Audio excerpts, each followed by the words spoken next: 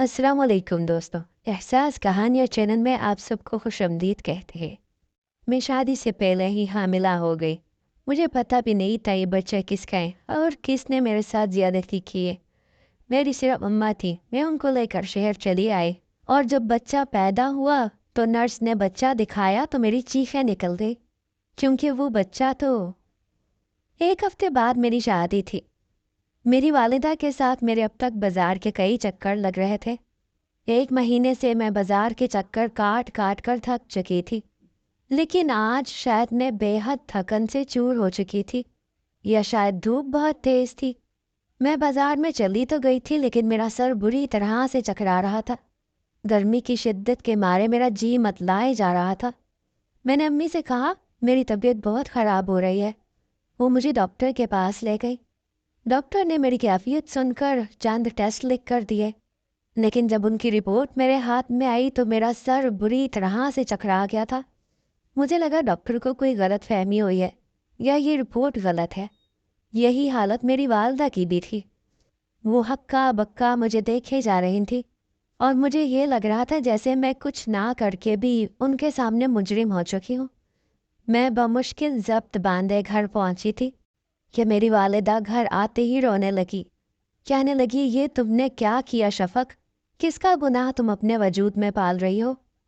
मैं क्या जवाब देती? मुझे खुद इस बात का इल्म ना था। मैं किस पर शक करती? मेरे घर में तो मेरी माँ के अलावा कोई रहता ना था। मैंने दोनों हाथों से अपना चकराता सर पकड़ा। डॉक्टर के मुताबिक मैं पिछले 2 माह से उम्मीद से थी। मेरी 3-4 किस्म की रिपोर्ट्स करवाई गई थी और सब रिपोर्ट्स में यही आया था। मैं इसे झूठा तस्वुर नहीं कर सकती थी, लेकिन सोचने वाली बात यह थी कि मेरे साथ ये सब किया किसने और कब, कि मुझे खबर तक ना हुई। मेरी माँ मुझे कोसे जा रही थी। मैं रोने लगी। मैंने कहा, अम्मी मुझसे कसम ले ले, लेकिन मैंने वाकई कोई गुनाह नहीं किया। मैं जानती तक नहीं हूँ कि मेरे साथ हुआ क्या है। मेरी इस बात पर मेरी माँ क्यों कर मेरी बात का एतबार करती। कहने लगी, तुम झूठ बोल रही हो, मुझे बेवकूफ़ बनाने की कोशिश ना करो। मैंने हर किस्म की कसम खाकर अपनी माँ को यकीन दिलाया, तो वो कुछ चुप सी हो गई। अगले ही रोज़ वो मुझे एक दूसरी डॉक्टर के पास लेकर गई, जो उनकी जान पहचान की थी, और उन्हें एतमाद में लेकर कहने लगी कि वो मेरा अबॉर्शन करते। लेकिन वो कहने लगी कि आपने देर कर दी है, 2 माह हो चुके हैं, इस चीज़ का अब कोई हल ना था। उस पर मेरी शादी के दिन करीब आते जा रहे थे। मेरा शौहर तो ये राज जानकर मुझे बदनाम करके छोड़ देता। मैंने अम्मी से शादी से इनकार कर दिया। इससे पहले कि मेरी मज़ीद बदनामी होती, बेहतर था कि मैं शादी से ही इनकार कर देती। मेरी वालदा कहने लगी कि हम इनकार का क्या जवाब पेश करेंगे, वो लोग वजह पूछेंगे और हमारे पास ऐसी कोई भी वजह मौजूद नहीं है। हम लोगों के सवालों का क्या जवाब देंगे? मसले का ऐसा क्या हल निकाला जाए? मेरे साथ जिसने भी जुल्म किया था, फ़िलहाल वो मेरी नज़रों से पोशीदा था। मैं अपनी जग रुसवाई नहीं चाहती थी, इसीलिए मैंने रात को ही सामान बांधा और दूसरे शहर में चली गई। ना तो वहाँ मुझे कोई जानता था और ना ही मेरी वालदा को। मैंने एक अच्छी सी फर्म में जॉब कर ली। मैं बहुत पढ़ी लिखी भी थी और पहले जॉब करती थी। जिससे मेरी शादी होने वाली थी वो भी मेरा एक कोलीग था। उसने मुझे ऑफिस में ही प्रपोज किया था। मेरे घर मेरी वालदा के अलावा और कोई भी ना था। जब मैंने इमरान के बारे में अपनी वालदा से जिक्र किया था तो उन्हें भी इस रिश्ते पर कोई एतराज़ ना था। इसी तरह मेरा रिश्ता इमरान से तय हो गया। मैं ये नहीं कहती कि मुझे इमरान से कोई दीवाना वार मोहब्बत थी, लेकिन वो एक अच्छा और संजीदा किस्म का इंसान था। शरीफ इंसान भी था, क्योंकि उसने मुझसे मोहब्बत के दावे करने के बजाय सीधा सीधा रिश्ता भेजा था। अब तक सब कुछ ठीक ही चल रहा था, लेकिन अब ये सोचकर मैं पागल होने लगी कि ऐसा भी मेरे साथ क्या हुआ है कि शख्स ने मेरे साथ इतनी बड़ी ज्यादती की है और मुझे खबर तक ना हुई। ये मेरी ज़िंदगी का अजीबो गरीब वाक़या था, जिसने मेरी रातों की नींद बर्बाद करके रखती थी। मैं अपनी ज़िंदगी के गुज़िश्ता हर पहलू पर गौर करती, लेकिन मेरी ज़िंदगी में ऐसा कुछ भी ना था जिससे मैं किसी पर शक कर सकती। मैं और मेरी वालदा रातों रात घर से निकले थे, इसीलिए दूसरे ही दिन मेरे फ़ोन पर इमरान की बहुत सी कॉल्स आई। शायद वो मुझसे घर से गायब होने की वजह जानना चाहता था। لیکن میں اسے اس بارے میں کیا بتاتی جس کے بارے میں مجھے خود بھی علم نہ تھا۔ میں جانتی تھی وہ مجھے کبھی بھی اس طرح سے قبول نہیں کرے گا۔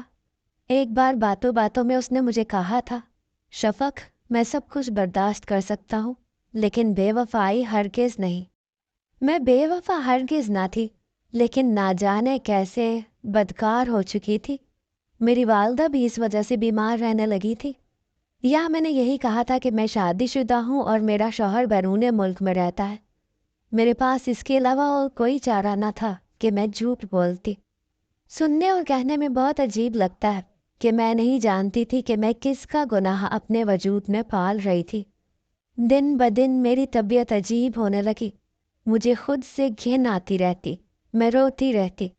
کئی گھنٹے جا نماز پر بیٹھ کر میں رب کے حضور سجدہ ریز ہو کر یہی کہتی کہ یا اللہ، میں نے ایسا کیا گناہ کیا ہے جس کی سزا مجھے یوں مل رہی ہے؟ یہ کیسی آزمائش ہے؟ خیر، جیسے تیسے وقت گزرتا رہا۔ پھر وہ وقت بھی آ گیا کہ میں ہاسپٹل میں ایڈمٹ ہو گئی۔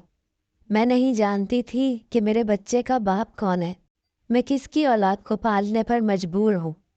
جسے میں جنم دینے جا رہی تھی، نہ تو وہ میری محبت کی کوئی نشانی تھا، نہ ہی میرے ساتھ کی گئی محبت میں دھوکے بازی۔ وہ ایک ناجائز اولاد تھی، اور اس کی اذیت میں ہی جان سکتی تھی کہ میں یہ سب کیسے برداشت کر رہی تھی۔ عورت کبھی ایسے بچے کو جنم نہیں دینا چاہتی جسے دیکھ کر وہ ایک اذیت میں گرفتار ہو جائے۔ میں بھی یہ بات سوچ رہی تھی کہ اس بچے کو پیدا ہوتے ہی یتیم خانے کے حوالے کر دوں گی، لیکن جیسے ہی میں نے اس بچے کو جنم دیا، اسے دیکھا تو میرے ہوش ہی اڑ گئے۔ اس کی شکل تو میرے ہی۔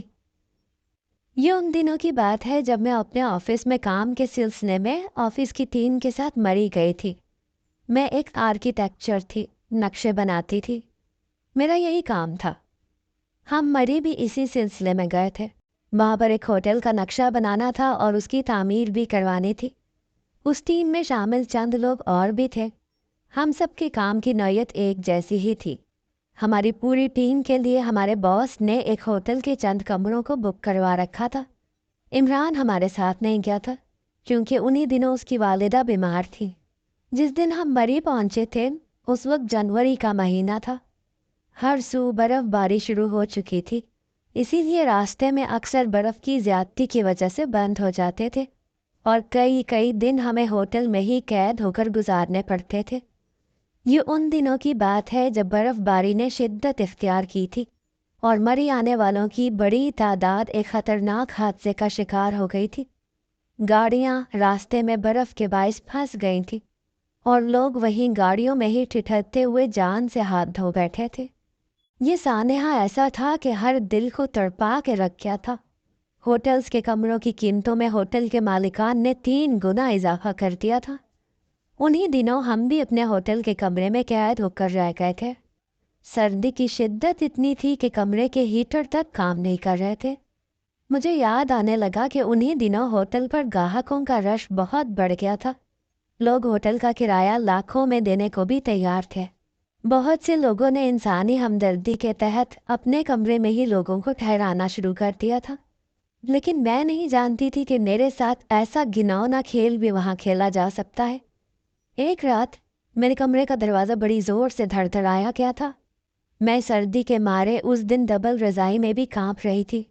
بمشکل ہی مجھے نیند آئی تھی کہ دروازے کی دستک نے وہ بھی غارت کر دی تھی۔ میں بمشکل ہی اٹھ کر کمرے سے باہر آئی تو اسی ہوٹل کا ایک ملازم تھا۔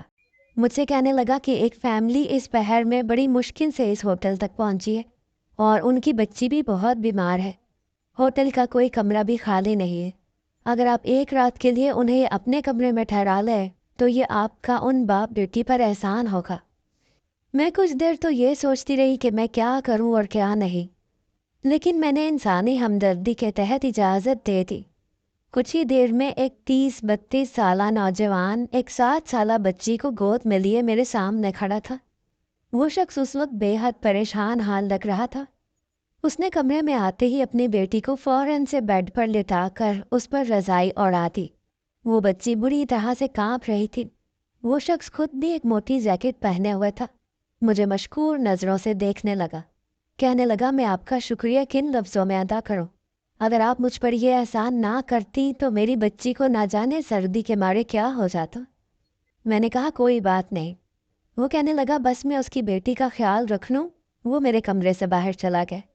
मैं आकर अपने बेड पर लेट गई। वो बच्ची नीम गनूदगी में बुरी तरह से कांप रही थी। मैं उसके बराबर में लेट गई। मैंने उस 7 साला बच्ची को अपनी आगोश में भर लिया। कुछ ही देर में उस बच्ची का लर्जा खत्म हो चुका था।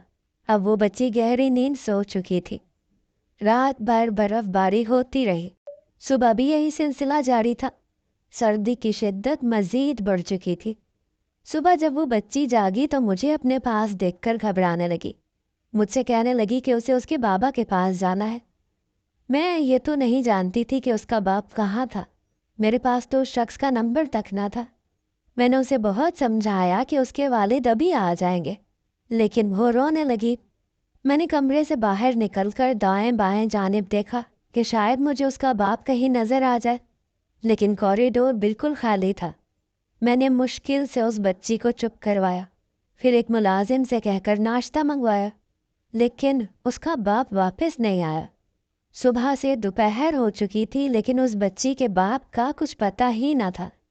मैंने उस होटल के मैनेजर से जाकर पूछा तो वो कहने लगे कि रात भर तो वो होटल की लॉबी में रखे सोफे पर ही सो रहा था, लेकिन सुबह कहाँ गया उन्हें भी इस बात का इल्म ना था। मैं परेशान सी हो गई कि इस बच्ची को कैसे बहलाऊं, क्योंकि वो तो रोए जा रही थी। बमुश्किल ही मैंने उसे दोपहर का खाना खिलाया। फिर उससे उसकी फैमिली के बारे में पूछने लगी। वो कहने लगी कि उसकी वालिदा का उसके बचपन में ही इंतकाल हो चुका था। वो अपने वालिद के साथ ही लाहौर में रहती है और उसी ने मरी आने की जिद की थी, लेकिन रास्ते में बर्फबारी के तूफान में उनकी गाड़ी फंस गई थी। वह मुश्किल ही उसके वालिद उसे गोद में लिए पैदल ही चल पड़े थे और फिर सर्दी के मारे वो बेहोश हो गई थी। जब उसे होश आया तो वो यहाँ थी। मैं कई बार होटल के स्टाफ से उस लड़की के वालिद के बारे में पूछ चुकी थी, लेकिन वो कुछ भी नहीं जानते थे। शाम के वक्त वो शख्स वापस लौटा था। मेरा गुस्से और परेशानी से बुरा हाल था।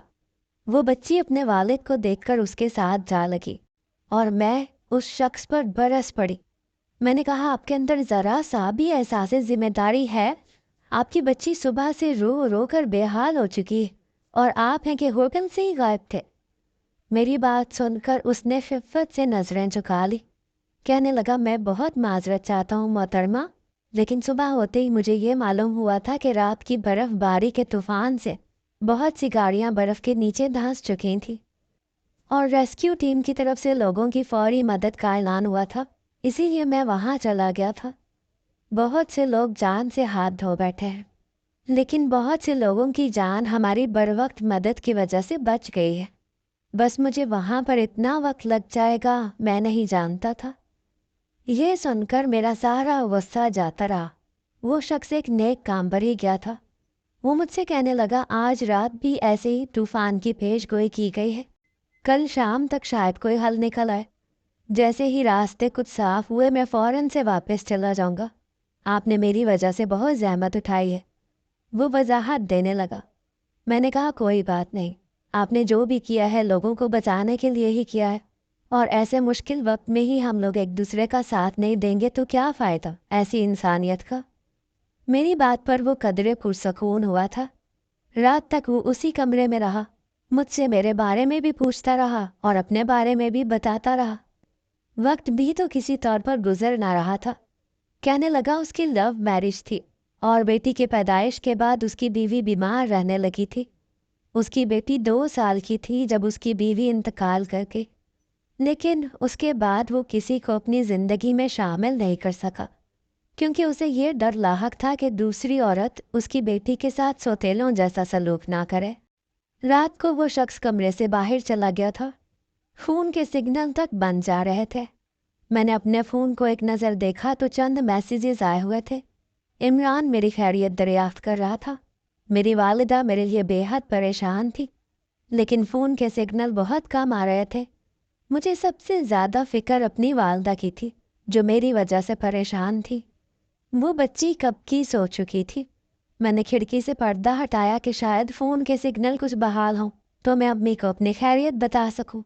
उस वक्त हल्की हल्की बर्फबारी शुरू हो चुकी थी, लेकिन जहाँ मैं थी वहाँ फ़ोन के सिग्नल ना होने के बराबर थे। लेकिन मैंने सामने देखा तो कुछ फासले पर लोग मोबाइल पर बात करते नजर आने लगे। मैंने सोचा कि मैं भी जाकर अम्मी को अपनी खैरियत की इत्तला दे दूँ, क्योंकि वो मेरी वजह से बेहद परेशान रहती थी और परेशानी की वजह से उनका बीपी शूट कर जाता था। वो तो मुझे यहाँ भेजने के हक में भी ना थी। मैं बस चंद दिन के लिए ही आई थी, लेकिन बुरी तरह से फंस चुकी थी। मैंने अपनी गर्म शाल खुद पर ओढ़ी और कमरे से बाहर निकल गई। उस वक्त रात का 1 बज रहा था। होटल में सन्नाटा छाया हुआ था। मैंने होटल की लॉबी पर बिस्तर बिछे देखे थे। बहुत से लोग मजबूरन वहाँ सोने पर मजबूर थे। उस बच्ची का बाप भी एक कोने में लेटा हुआ था। मैंने बस एक सरसरी सी नज़र ही डाली थी और बाहर निकल गई। मुझे बस अपनी वालिदा को तसल्ली देनी थी। उस वक्त चार सू बर्फ़ ही बर्फ़ थी। मैं कराची से यहाँ आई थी और कराची में सर्दी ना होने के बराबर होती है। मैं इतनी सर्दी बर्दाश्त करने की आदी नहीं थी। मुझे मोटे कपड़ों में भी सर्दी लग रही थी। बाहर चारों सू बर्फ़ ही बर्फ़ थी। मैंने अपना मोबाइल ऑन किया, लेकिन सिग्नल अब भी कम थे। सामने तकरीबन 1 मील से कुछ कम फासले पर लोग मोबाइल पर बात कर रहे थे। मैं भी उसी जानिब जाने लगी। बार बार अपना मोबाइल भी देख रही थी कि जहाँ पर सिग्नल पूरे आए वहीं अपनी वालदा से बात कर लूँ। मैं बमुश्किल ही वहाँ बर्फ़ पर चल पा रही थी। आधे घंटे बाद मैं वहाँ पहुँची थी जहाँ कुछ सिग्नल आ रहे थे। मैंने अपनी वालदा का नंबर मिलाया। उस वक्त मैं सर्दी से बुरी तरह काँप रही थी। मेरी वालदा ने फ़ोन उठाया। वो वाकई मेरे लिए बेहद परेशान थी। कहने लगी कि खबरें सुन सुनकर उनका दिन दहल रहा था और सिग्नल ना होने की वजह से वो मेरे लिए परेशान थी। मैं अभी अम्मी से बात कर ही रही थी कि बर्फ़बारी तेज़ होना शुरू हो गई। आनन फानन यूं लगा कि बर्फ़ के गोले सर पर गिरने लगे। मैंने फ़ोन बंद किया और कोट की जेब में डाला। मैं तेज़ तेज़ कदमों से होटल की जानिब बढ़ने लगी, लेकिन उस बर्फ़बारी की शिद्दत ने मेरे आसाब जमाने शुरू कर दिए थे। बर्फ़बारी में इस कदर शिद्दत आ चुकी थी कि मेरे लिए चलना मुहाल हो रहा था।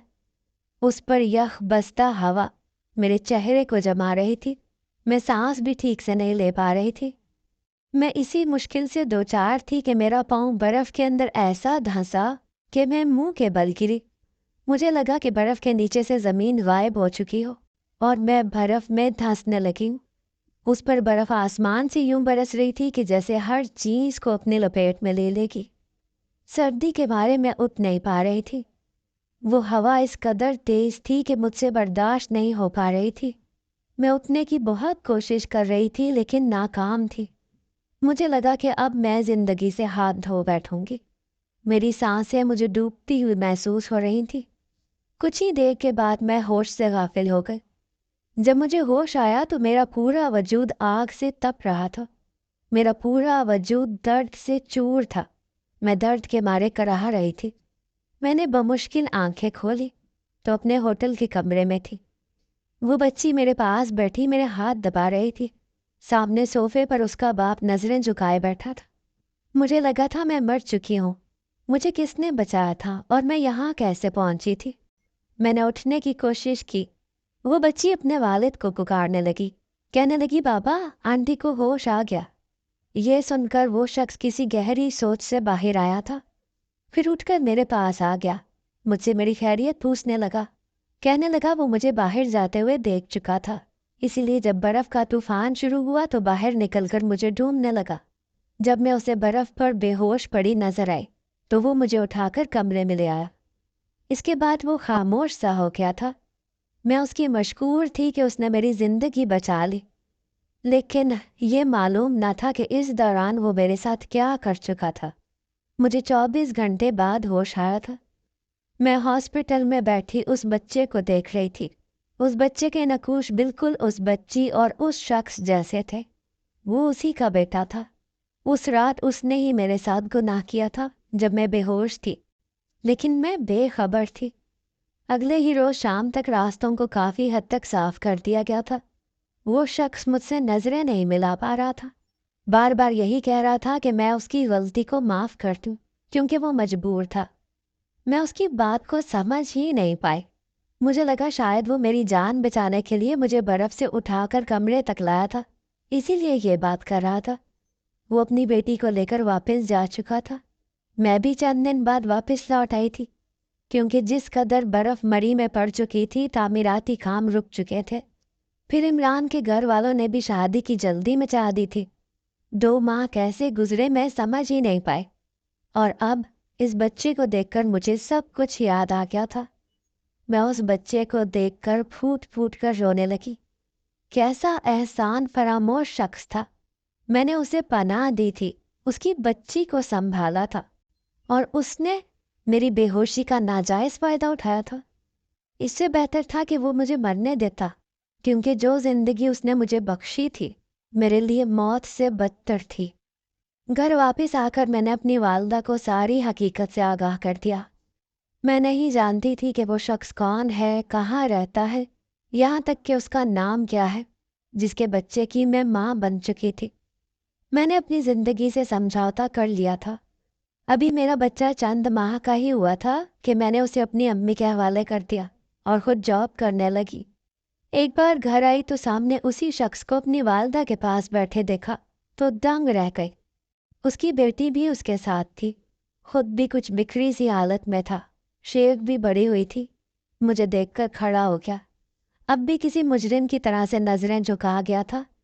میں نے اسے تنفر سے دیکھا، لیکن اس سے پہلے کہ میں اسے کچھ کہتی، اس کی بیٹی میرے پاس آ کر مجھ سے لپٹ گئی، کہنے لگی، آنٹی میں نے آپ کو بہت مس کیا تھا، میں نے اور بابا نے آپ کو بہت ڈھونڈا، لیکن آپ نہ جانے کہاں کھو گئی تھی۔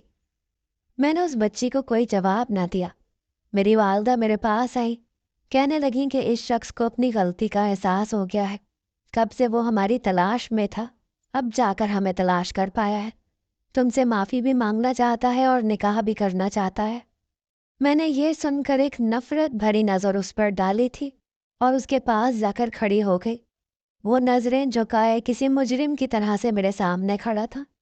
میں نے کہا، میں نے تمہارا کیا بگاڑا تھا جو تم نے میری زندگی برباد کر دی، اور اب تمہیں احساس ہوا ہے؟ اب مجھے تم سے کوئی تعلق قائم نہیں کرنا، اٹھاؤ اپنا بچہ اور نکل جاؤ میرے گھر سے باہر۔ یہ کہہ کر میں نم آنکھوں سے اپنے کمرے میں چلی گئی۔ میرے اندر کے سارے ضبط دم توڑ چکے تھے، میں پھوٹ پھوٹ کر رونے لگی تھی۔ عمران مجھے بے وفا سمجھ رہا ہوگا، جسے میں اس شخص کی وجہ سے شادی سے چند دن پہلے بنا بتائے چھوڑ آئی تھی۔ اس کی نظروں میں بے وفا ہو چکی تھی۔ وہ شخص میرے کمرے میں آ گیا، مجھ سے کہنے لگا، شفق ایک بار آپ میری بات سن لیں، اگر آپ کو یہ لگے کہ میں غلط تھا تو بے شک جو چاہے سزا دے، میں اف نہیں کروں گا۔ آنکھیں اس کی بھی نم تھی۔ وہ میرے سامنے آ کر بیٹھ گیا۔ میں نے اپنے آنسو صاف کیے، میں اس کے سامنے کمزور نہیں پڑنا چاہتی تھی۔ وہ کہنے لگا کہ جس رات وہ مجھے بے ہوشی کی حالت میں کمرے میں لایا تھا میں بالکل نیلی ہو چکی تھی، اسی لیے میری زندگی کی بقا کا اس کے پاس ایک ہی راستہ تھا، ورنہ وہ کبھی بھی میرے ساتھ یہ گناہ نہ کرتا۔ اس کے بعد وہ مجھے بنا سچ بتائے جا چکا تھا، لیکن احساس جرم نے اسے چین نہیں لینے دیا، اسی لیے مجھے ڈھونڈتا ہوا وہ کراچی بھی آیا تھا، لیکن وہاں معلوم ہوا کہ میری شادی ہونے والی ہے، اسی لیے واپس چلا گیا۔ لیکن چند دن پہلے ہی اس نے مجھے اپنے دوست کے آفس میں دیکھا تھا، تو اسے معلوم ہوا کہ تمہارا ایک بیٹا ہے اور شوہر بیرون ملک میں ہوتا ہے، لیکن وہ پھر بھی مجھ سے اپنے کیے کی معافی مانگنا چاہتا تھا، اسی لیے یہاں آ گیا۔ لیکن میری والدہ سے سچ جان کر اسے بہت دکھ ہوا کہ اس کی وجہ سے میں نے بہت اذیت سہی ہے۔ وہ کہنے لگا کہ مجھے معاف کر دو اور مجھ سے نکاح کر لو، میں باقی کی ساری زندگی اپنے جرم کا ازالہ کرتا رہوں گا، لیکن مجھے اس جرم کے احساس سے نجات دلا دو شفق، جو مجبوراً مجھے کرنا پڑا تھا۔ وہ رو رہا تھا، ہاتھ جوڑے میرے سامنے ہچکیوں سے رو رہا تھا۔ میں ہاں نہ کرتی تو اور کیا کرتی،